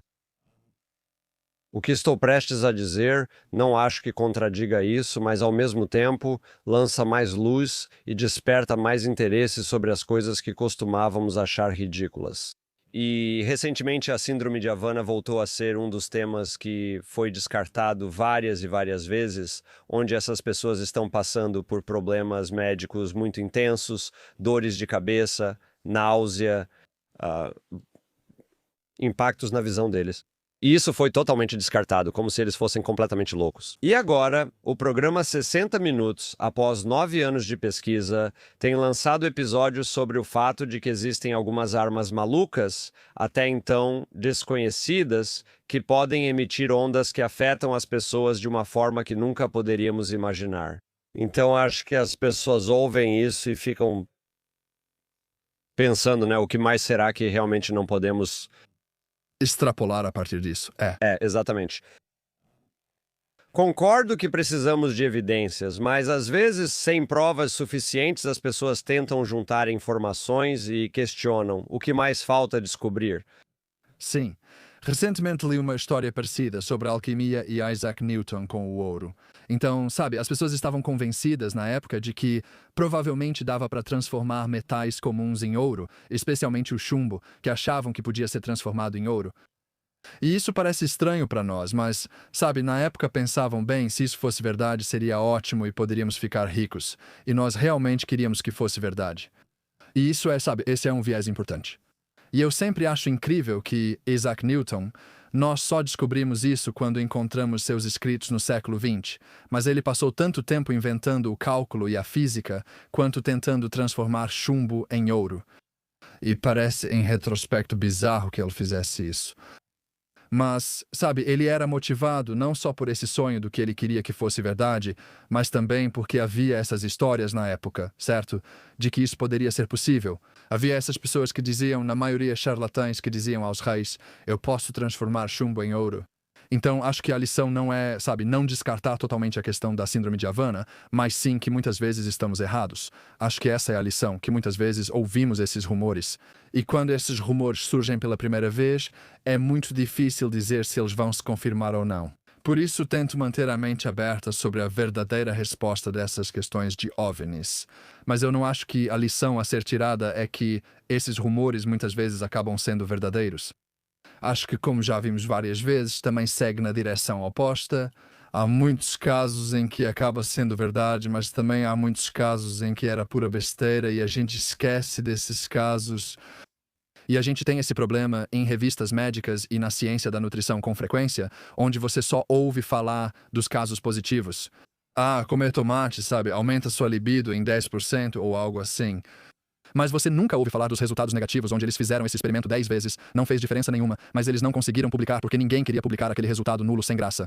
E por isso, muitas vezes, não damos tanta ênfase quanto provavelmente deveríamos para todas as vezes em que estávamos errados. E quando você junta tudo isso, você tem esse quadro equilibrado de que nós simplesmente, com frequência, cometemos erros e frequentemente fazemos besteira. E é assim que a ciência funciona.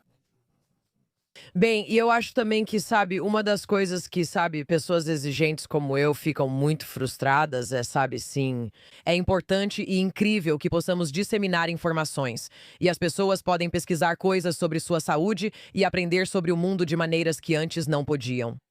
Mas muitas pessoas meio que não sabem o que procurar nem como ler os dados. E, sabe, acho que todos nós aprendemos um pouco sobre como, por exemplo, as empresas farmacêuticas podem publicar seletivamente os dados que apoiam a ampla disseminação de medicamentos. Pode ser que não faça o que dizem, né? Isso me impressiona e faz perder a fé na humanidade, mas esse é tema para outro episódio. Mas eu acho que isso é uma daquelas coisas que quando você tem, sabe, também um clima político em que nos dizem para não confiar. Isso meio que alimenta essa ideia de que a minha experiência é a experiência de todo mundo. E o que eu acho quando leio um artigo é verdade, em vez do que mostram os dados. E sabe, eu converso sobre isso com a minha mãe, que Deus a abençoe, que vê alguma coisa no Instagram e diz, meu Deus, eu não sabia disso. Sabe, insira aqui o alimento, né, o tratamento, a celebridade, seja lá o que for.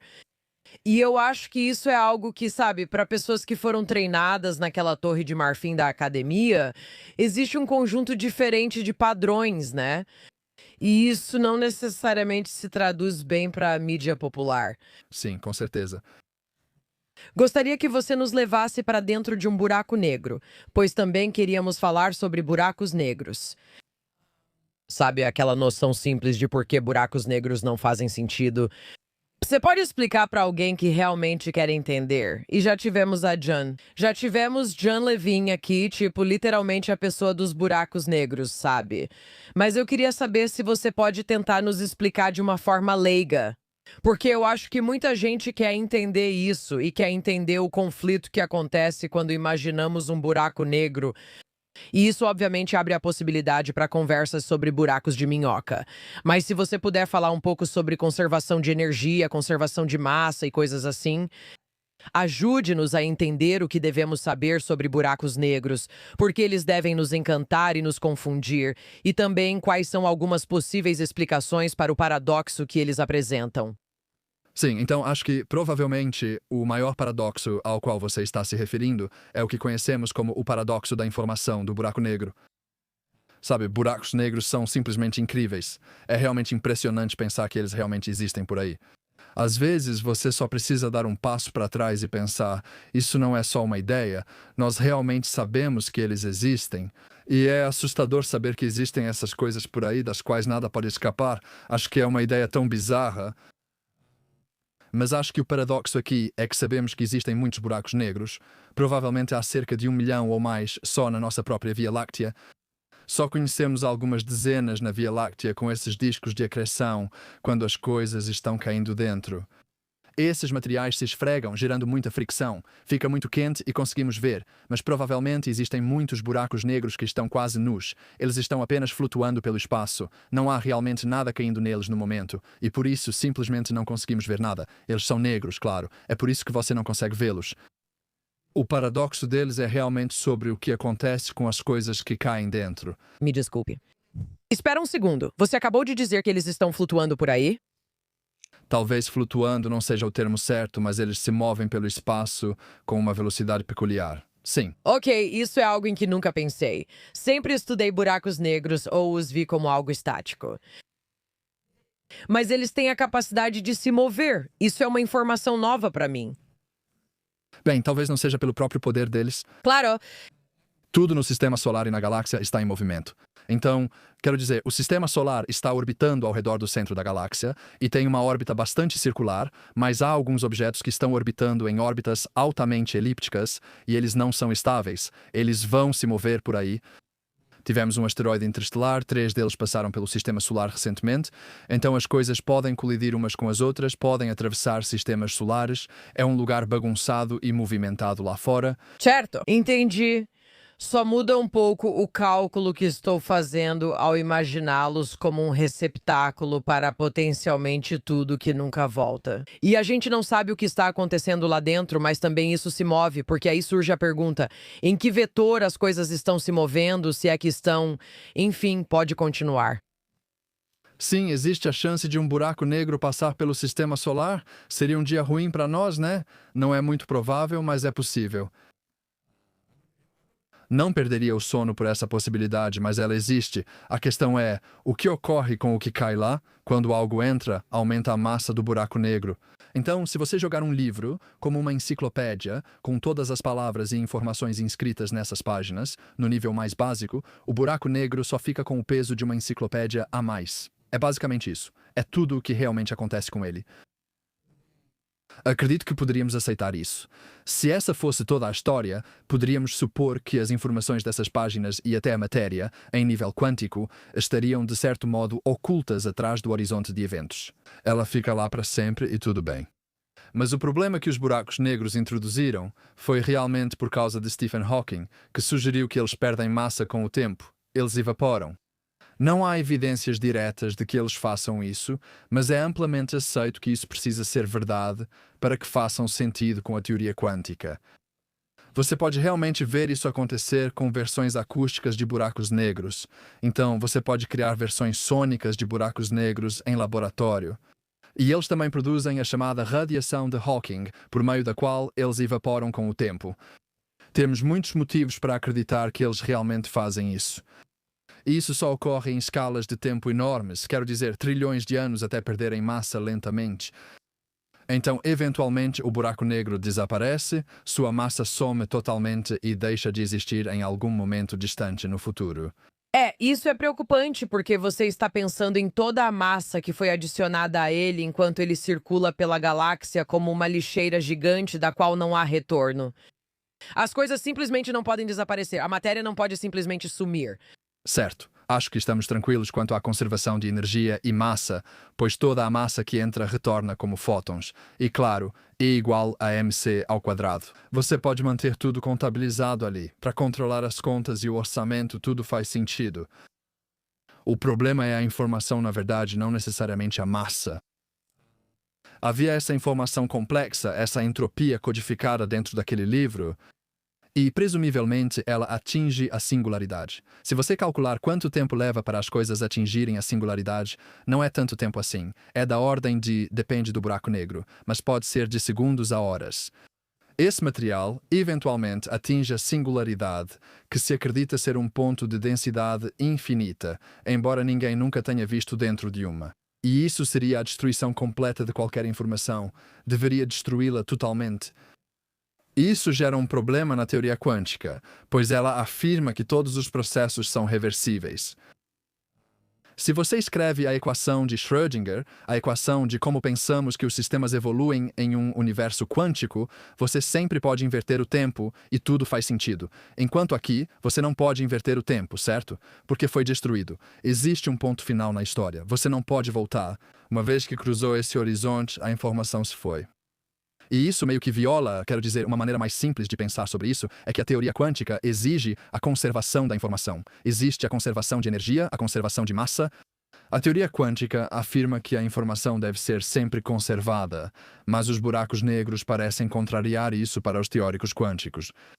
E é aqui que existe uma interseção fascinante com a relatividade geral, que é uma teoria de como o espaço-tempo se dobra, se move e se curva. Uma das consequências disso é o buraco negro. E a teoria quântica, que explica o que é extremamente pequeno. E os buracos negros parecem ser o ponto de encontro entre esses dois mundos de uma forma que não vemos em quase nenhum outro sistema. E é por isso que eu acho que tantos físicos de partículas, físicos quânticos e cosmólogos, todo mundo no mundo da física, são tão fascinados por eles, porque eles podem resolver tantos problemas, pois são a ponte entre todas essas diferentes escalas, de certa forma. Então, há muito trabalho acontecendo, muita reflexão. Tenho certeza de que Jana falou um pouco sobre isso, sobre como essa informação pode sair, porque ela precisa sair para que essa teoria faça sentido. E quanto a esse conceito de buracos de minhoca? Obviamente, isso é algo real que foi expandido na cultura popular para incluir conversas sobre anomalias, como em séries de ficção científica ou até mesmo sobre o multiverso. Você pode falar um pouco sobre buracos de minhoca e como eles levam a outras conversas? Ah, sim. Na verdade, meu último vídeo no Cool Worlds foi todo sobre buracos de minhoca. Veio em boa hora, pois pesquisei bastante sobre buracos de minhoca para este vídeo. Inicialmente, acreditava-se que buracos negros poderiam se ligar a buracos de minhoca. Einstein escreveu sobre isso com a ideia da ponte de Einstein-Rosen. Mas a versão que ele imaginou não era um buraco de minhoca que um ser humano ou mesmo uma partícula poderia atravessar. Era um corte no espaço, mas as partículas sempre seguem adiante no tempo. E justamente pelo fato de termos que seguir para frente no tempo, isso impede que você consiga, por exemplo, atravessar o buraco negro e sair do outro lado de algo que seria algum tipo de buraco de minhoca hipotético ou universo extra-hipotético. Então, se você olhar para a matemática, você pode meio que refletir a matemática e prever. Ah, deveria haver outro universo. Deveria haver o inverso do buraco negro, o buraco branco do outro lado. E, em princípio, se você pudesse viajar em velocidade infinita, você até conseguiria passar por isso. Mas na física real, isso não parece possível. Então, Kip Thorne, que, claro, ficou famoso por Interestelar, porque ele foi o consultor científico do filme Interestelar, na verdade foi incentivado por Carl Sagan a começar a pensar sobre isso. Carl Sagan, ao escrever Contato, já citado, perguntou ao Kip Thorne se havia um jeito. Sei que a ponte de Einstein-Rosen não funciona, mas você consegue imaginar como fazê-la funcionar? Então ele e Morrison Thorne se juntaram e criaram um buraco de minhoca realmente atravessável. Realmente funcionou. E eles meio que fizeram o caminho inverso. Eles disseram, bem, aqui está um buraco de minhoca. Vamos resolver as equações para saber qual deve ser a massa para criá-lo. E a solução que eles encontraram funciona, mas exige essa coisa estranha de energia negativa. Nesse momento, todos ficaram confusos e pensaram, como você faria isso? Há exemplos conhecidos de energia negativa, como o efeito Casimir na física, mas isso exigiria uma quantidade enorme dela. Estamos falando de massas de energia negativa equivalentes à massa de Júpiter em um só lugar, mas talvez uma civilização avançada conseguisse isso? Muitos param aí e dizem que esse é o grande problema, mas você precisa de energia negativa. Mas você também precisa basicamente pegar duas regiões do espaço-tempo e uni-las usando a energia negativa. Essa é, na verdade, a parte mais difícil. Não é ter a energia negativa em um lugar só. É então, de alguma forma, como um Deus, pegar o espaço-tempo em dois lugares separados e, de alguma forma, uni-los e colá-los com a energia negativa. Essa é a parte sobre a qual as pessoas não falam o suficiente como sendo um grande problema. Tipo, como diabos você deveria fazer isso? Porque nós vivemos no espaço-tempo. Seria preciso estar fora do espaço-tempo para criar o buraco de minhoca. É o velho dilema do ovo e da galinha.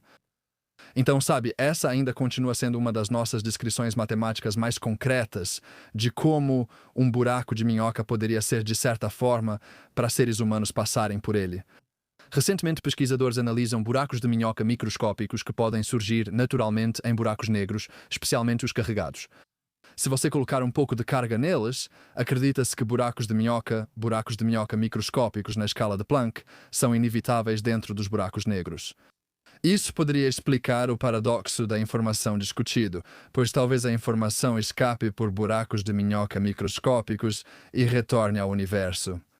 Então, essa é, na verdade, uma das principais ideias para resolver esse paradoxo, que buracos de minhoca são reais, mas eles são apenas muito, muito pequenos e existem no interior dos buracos negros, sendo basicamente uma forma das coisas saírem.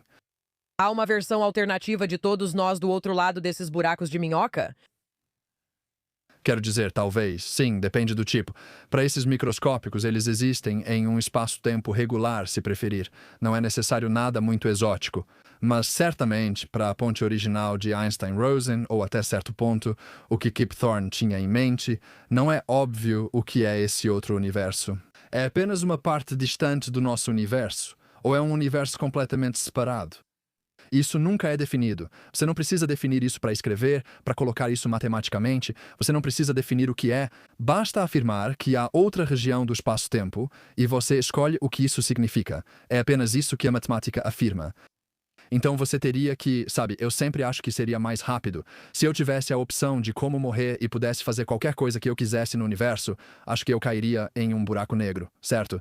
Acho que isso seria incrível, pois só você saberia o que tem dentro dele, certo?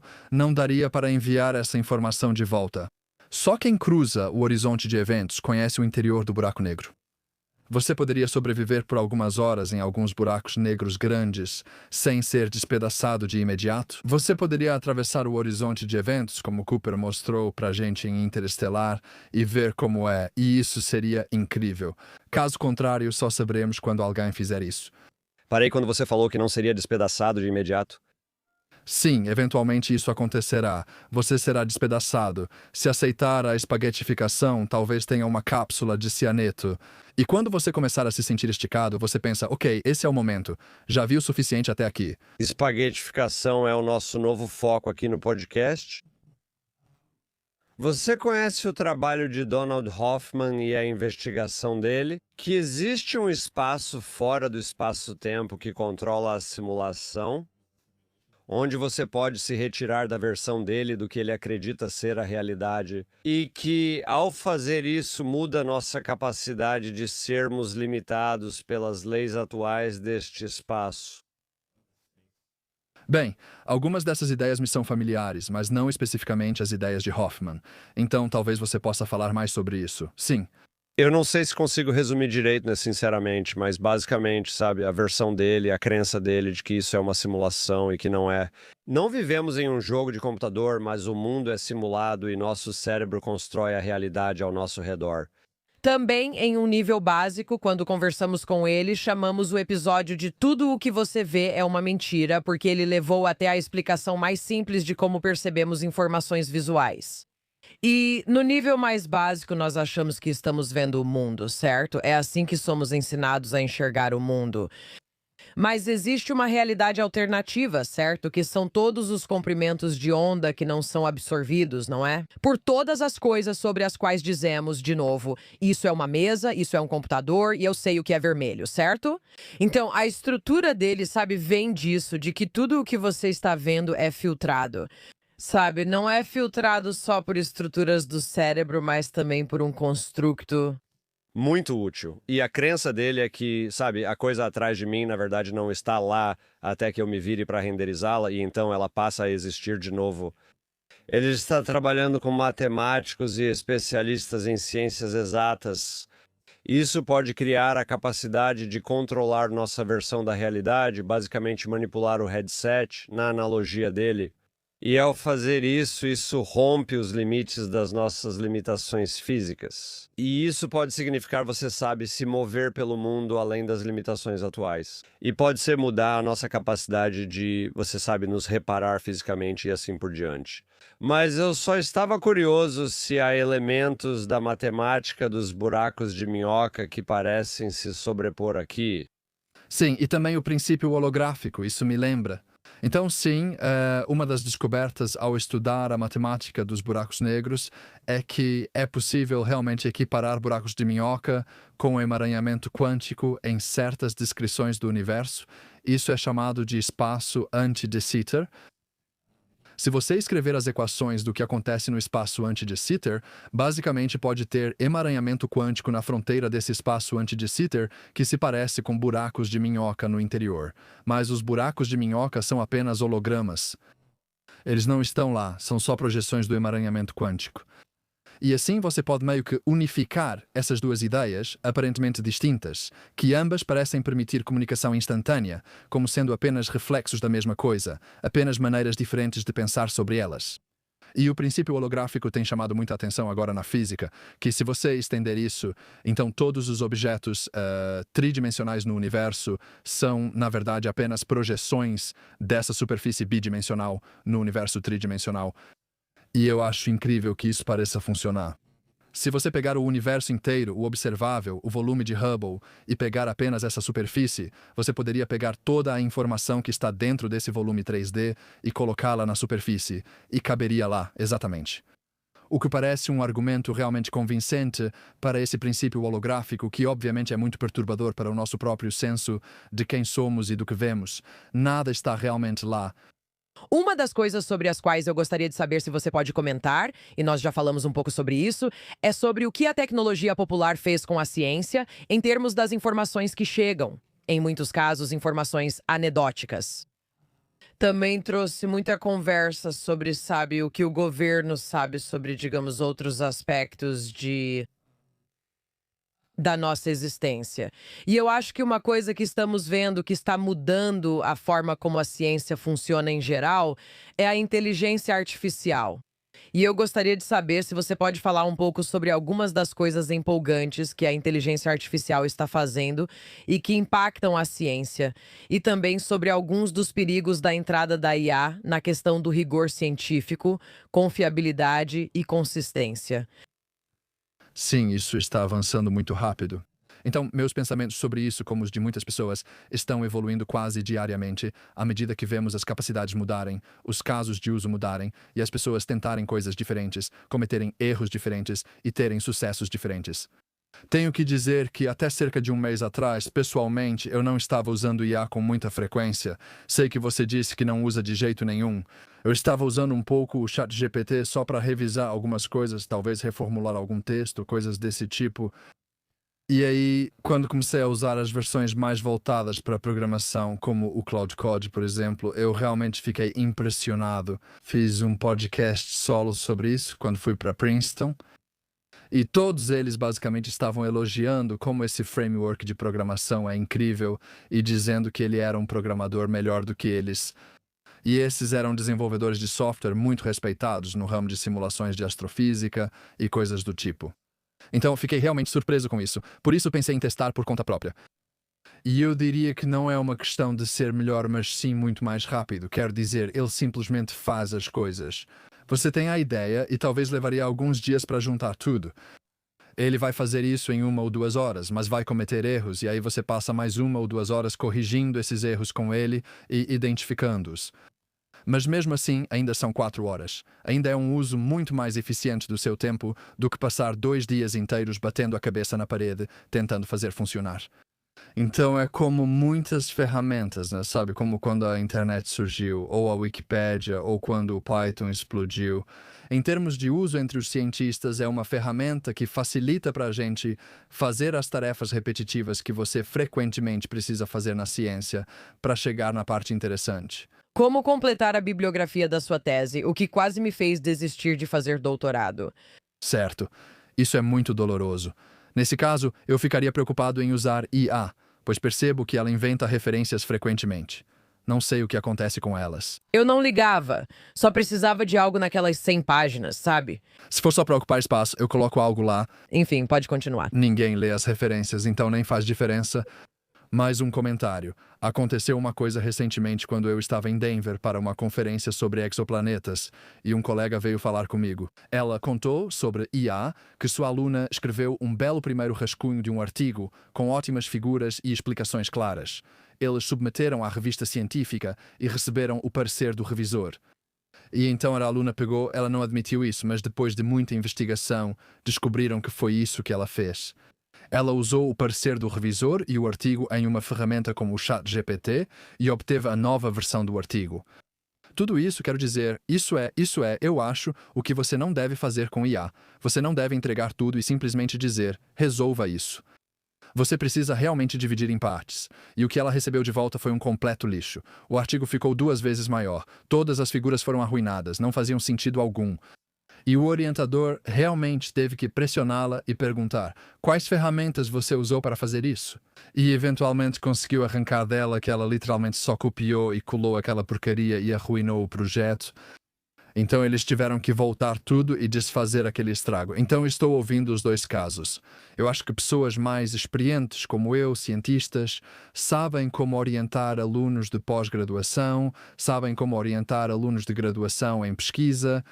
Dividimos o problema em partes menores para eles e deixamos que façam. Testamos e sabemos que verificações realizar. Por exemplo, fazemos cálculos de ordem de grandeza. Pegamos papel e conferimos. Faz sentido? Sim. Está na faixa certa. Sabemos realizar essas verificações.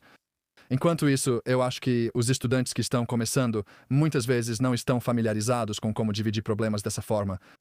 E eles têm uma fé enorme de que vai funcionar, e isso pode ser desastroso nesses casos. Então, é uma ferramenta muito poderosa, mas nas mãos erradas pode simplesmente levar a um completo absurdo. Há muitos artigos científicos sendo submetidos agora que são um completo absurdo e parecem ter sido gerados por IA. Isso é um grande problema.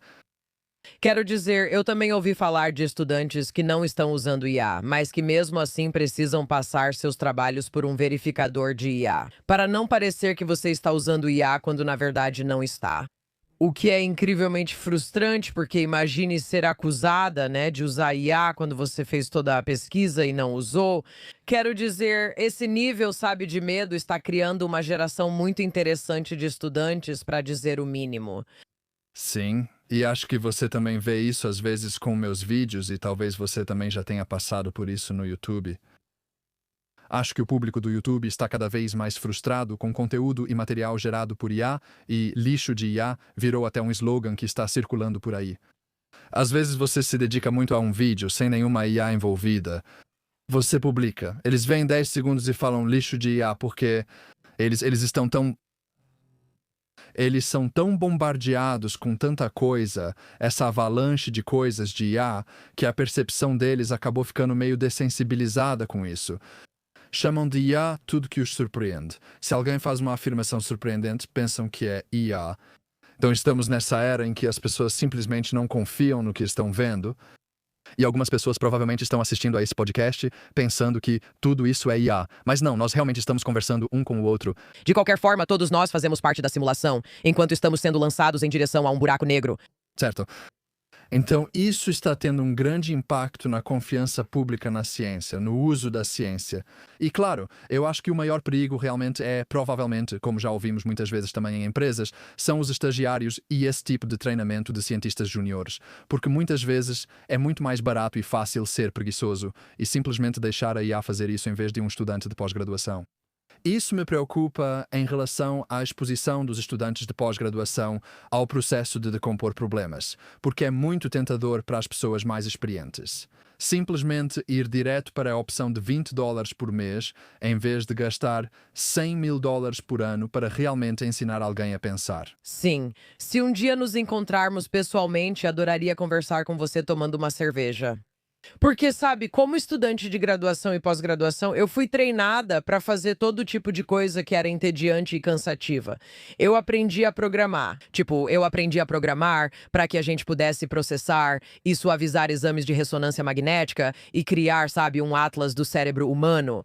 E é como se essas tivessem sido horas, semanas, meses e anos importantes da minha vida. Mas eu fico pensando, sabe, o quanto a gente realmente está aprendendo em comparação com o quanto a gente precisa automatizar para que nossas mentes estejam prontas para outros desafios? Nossa produtora Valéria e eu gostamos de coisas fofas e gostaríamos que você explicasse o que é um universo bebê, porque, primeiro, soa fofo. E acho que precisamos da explicação vinda de você. Sim, eu acho que, bem, existem muitos contextos diferentes em que universos bebês realmente poderiam surgir. Existe essa ideia de que o nosso universo não é o único universo, chamado de multiverso. E isso é frequentemente discutido em termos de explicação, quase voltando para Deus. E tipo, você sabe, criação, como porque todas as constantes da natureza parecem estar perfeitamente equilibradas para permitir a vida. Porque qualquer tipo de pequena perturbação nelas geralmente tornaria até mesmo os átomos impossíveis. Então é meio louco que qualquer coisa seja possível, que qualquer estrutura sequer possa existir. Alguns recorrem a um criador para explicar, mas muitos cientistas defendem a ideia do multiverso com bilhões de universos existentes. Eles estão nesse domínio superior do hiperespaço, que você pode chamar de Brana, Buki ou algo semelhante. E todos eles terão tamanhos diferentes, e esses tamanhos, no final das contas, serão definidos pela velocidade com que eles se expandem. Temos uma constante cosmológica que expande o universo. E ela está ajustada exatamente na taxa certa, na verdade, coincidentemente ou não, para que as galáxias sejam possíveis. Se o universo se expandisse rápido demais, tudo se separaria e nada existiria. Todos seríamos apenas poeira espalhada. Se a constante cosmológica fosse muito pequena, o universo quase não se expandiria e depois se contrairia, esmagando tudo. E então isso poderia ser um universo bebê nesse caso, tipo um universo muito pequeno que surge, mas ele não viveria por muito tempo. Ele simplesmente colapsaria de volta sobre si mesmo. E claro, nós não poderíamos viver nesses universos bebês porque eles não durariam tempo suficiente para que galáxias ou pessoas surgissem. Da mesma forma, não surgiríamos em universos gigantescos, pois se expandem rápido demais. Então, esse é um raciocínio antrópico para explicar por que tudo parece ser como é. Inventar outros universos deixa muitos cientistas desconfortáveis. É estranho afirmar que existem vários universos. É assim que lidamos com isso. Mas isso realmente evita a ideia de Deus que muitos cientistas tentam evitar a todo custo. Falando sobre esse conceito de multiverso, já nos explicaram de várias formas que são elegantes e bonitas e eu acho cientificamente apropriadas. Mas na prática, qual é a sua opinião? Tipo, se cada elétron tem opções de spin e existem infinitas maneiras, meu exemplo favorito, para eu sair daqui até aquela porta, há um número infinito de possibilidades. Uma delas inclui eu. Pular pela janela, voar para as Bahamas, casar e voltar e então, sabe, sair pela porta, certo? O que isso significa para a possibilidade de outras versões de nós mesmos, outras oportunidades, como Jonathan costuma descrever, tipo as bifurcações da nossa existência? Sim, pode ser o último grande rebaixamento ou um dos últimos grandes rebaixamentos. Quero dizer, tivemos essa sequência na história, Carl Sagan costumava falar sobre isso, de que, sabe, nós costumávamos pensar que a Terra era o centro do sistema solar. E então percebemos que, na verdade, o Sol é o centro do sistema solar. Nós somos apenas um planeta que gira ao redor dele. E então percebemos que não existe só o sistema solar. Cada estrela é também outro sol, que também, sabe, tem outros planetas. E isso mudou nossa visão. Tivemos que ser rebaixados de novo. O sistema solar não é especial. E então pensamos que a galáxia, a Via Láctea, era tudo o que existia. E então percebemos que aquelas outras nebulosas no céu eram, na verdade, outras galáxias. E mais uma vez, fomos rebaixados. E então, talvez nesse sentido, seja natural que isso continue. E a ideia de que o universo é tudo o que existe, mais uma vez, eventualmente vai escapar de nós. Até o senso de que somos tudo o que existe, de que sou minha única versão, também precisará desaparecer. Porque se a ciência nos ensinou alguma coisa, é que toda vez que temos a audácia de acreditar que há algo especial ou único sobre nós, ela simplesmente tira isso de nós. Nesse sentido, é a máquina suprema da humildade. Então, isso estaria muito de acordo com a história de todos os nossos avanços de compreensão. Isso foi realmente fantástico. Somos muito gratas por você nos ajudar a entender alguns dos conceitos mais básicos e mais complicados do universo e da galáxia. Ah, é um prazer. Sim, e sabe de uma coisa? Minha esposa é uma grande fã do seu podcast. Sim, ela falou, você tem que participar desse, não deixa de fazer. Eu disse, vamos fazer, é isso, tá bom. Incrível. Muito obrigada mesmo. Sabe, Jonathan, eu acho que o Dr. Keeping é encantador. Acho que a maneira como ele pronuncia as palavras é muito elegante. Ele também usou palavras difíceis, como perturbação, que é tipo perturbar, mais perturbação. Ah, e um destaque para a palavra obliquidade, tipo oblíquo. E também espaguetificação. Espaguetificação? Sabe o que vou dizer? Sempre que algo parecer desconfortável, direi: isso está começando a parecer muito com espaguetificação. Essa conversa está me espaguetificando. Isso pareceu, sinceramente, uma lista fantástica de palavras do Sat. Tipo, seja lá o que acontece em Cambridge que criou esse cara, está funcionando. No próximo encontro, vamos pular juntos em um buraco negro e ver o que acontece. Eu realmente quero mencionar isso. E sabe, grande parte do que o laboratório do Dr. Keeping explora envolve muita estatística, é muita modelagem, sabe, é muita matemática. Eu não consigo me concentrar no que você está dizendo, porque Valéria acabou de nos enviar um gif do Will Smith sendo enterrado em uma tigela de espaguete com almôndegas, que é a melhor coisa que eu já vi. Estamos tentando fazer um encerramento e Valéria está nos mostrando espaguetificação. A conversa sobre buracos negros, o fato de estarmos tendo conversas que são literalmente baseadas em equações é inacreditável para mim. Tipo, quando Einstein estava estudando isso, quando falamos sobre as interpretações de Carl Sagan dessas coisas, essas são conversas sobre coisas que existem. Só sabemos que elas existem porque temos a explicação matemática para o motivo de elas não poderem existir. Por isso, algumas pessoas estudam física. Eu não sei.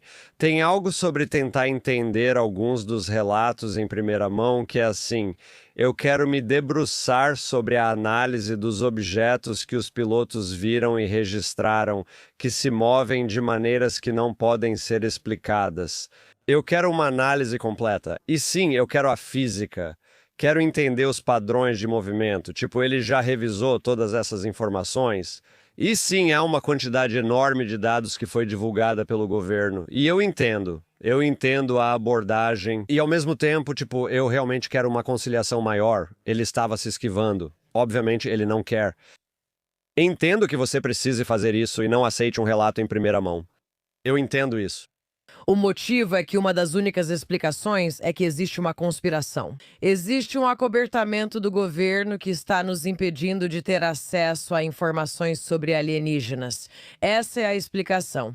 E ele era realmente mente aberta, sabe? Tipo, ele quer acreditar e precisa da prova. E também não podemos pensar que tudo o que está sendo compartilhado é delírio.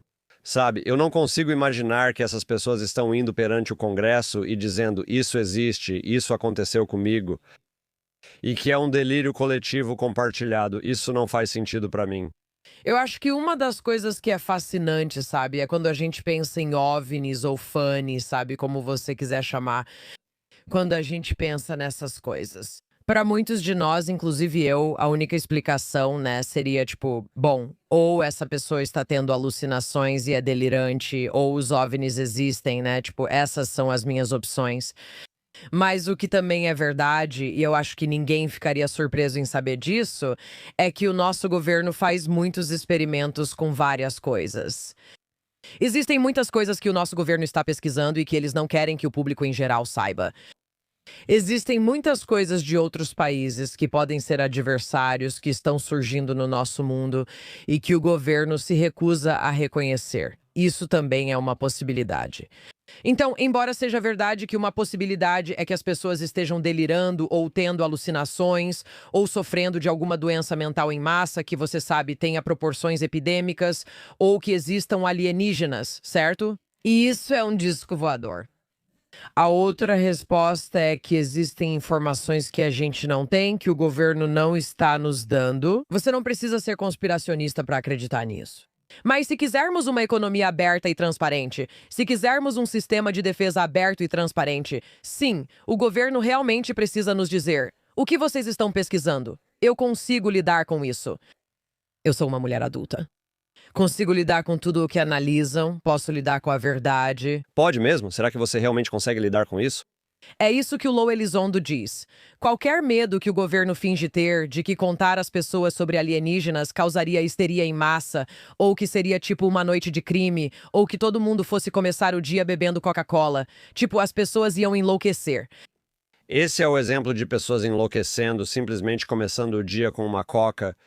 Eu só quero dizer que não importa o que as pessoas tentem perdoar o governo, dizendo que estão te protegendo de todas essas informações, como se fossem seus pais.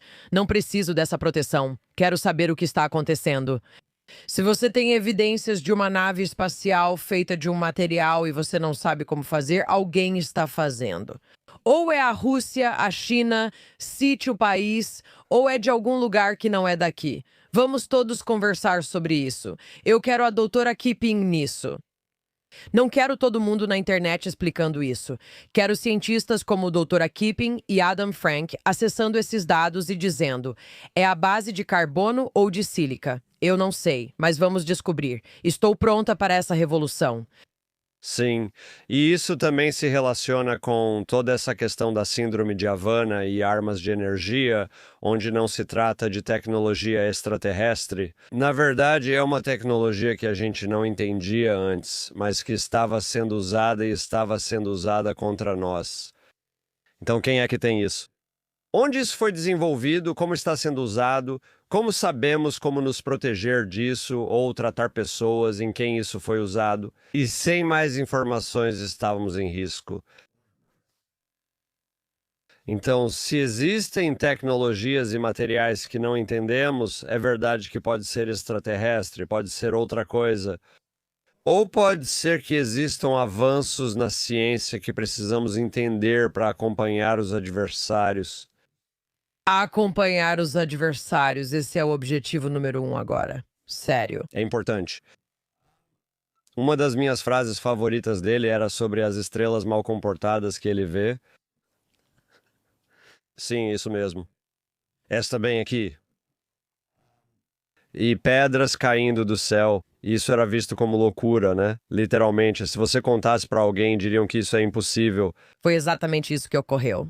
Os pilotos que estão vendo esse relâmpago invertido, você pode pensar, o que está acontecendo lá em cima? Então, eu concordo que há muito mais acontecendo no nosso ambiente e na nossa atmosfera que ainda estamos tentando entender.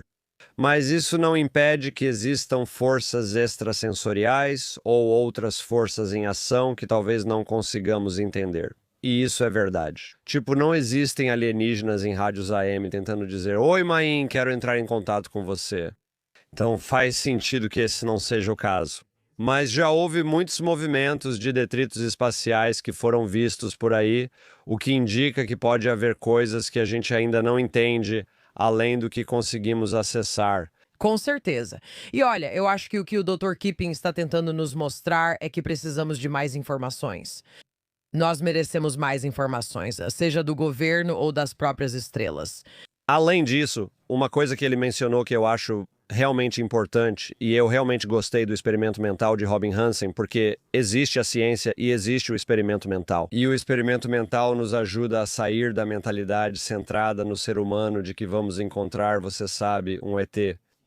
E eles vão vir morar com a gente, andar na cestinha da nossa bicicleta e depois nos levar até a Lua. Pode muito bem ser que eles não tenham uma forma física, que sejam mais uma consciência neste momento, não estando em forma física na Terra. Pode ser que a vida inteligente em outros lugares fora da Terra não tenha a representação física que nós temos. E aí, se você começa a pensar nisso, então o movimento deles, a capacidade deles de aparecer é totalmente diferente do que a gente pode ter imaginado. Quero dizer, isso seria A grande piada cósmica, né? E se a gente pudesse resolver a questão dos alienígenas, da telepatia, da percepção extrasensorial e dos campos de energia? E se existirem seres que conseguem se comunicar, mas adivinha? É tudo através de meditação profunda. Só é possível acessar isso durante a meditação. Não sei, talvez seja assim que chegamos a esse plano de consciência. Talvez eles visitem pessoas em jornadas com psilocibina. No DMT, Terence McKenna falou dos alienígenas minúsculos. Mostre sua camisa para todo mundo. O que está escrito no topo? Coisas que eu faço no meu tempo livre. Episódio muito divertido, Jonathan. Estou muito feliz por termos conversado com o Dr. Keeping e pelo trabalho incrível que ele faz. Por favor, junte-se a nós no Substack, vai ter muita conversa sobre isso lá na nossa comunidade Breaker, então, por favor, faça parte e contribua. Queremos saber o que você pensa, quais são suas experiências e como você pode acrescentar a esse grande corpo de conhecimento que todos nós estamos reunindo. E do nosso breakdown para aquele que esperamos que você nunca tenha, a gente se vê na próxima. It's Maya Bialik's Breakdown. She's gonna break it down for you. She's got a neuroscience PhD or two. Fun fiction, and now she's gonna break down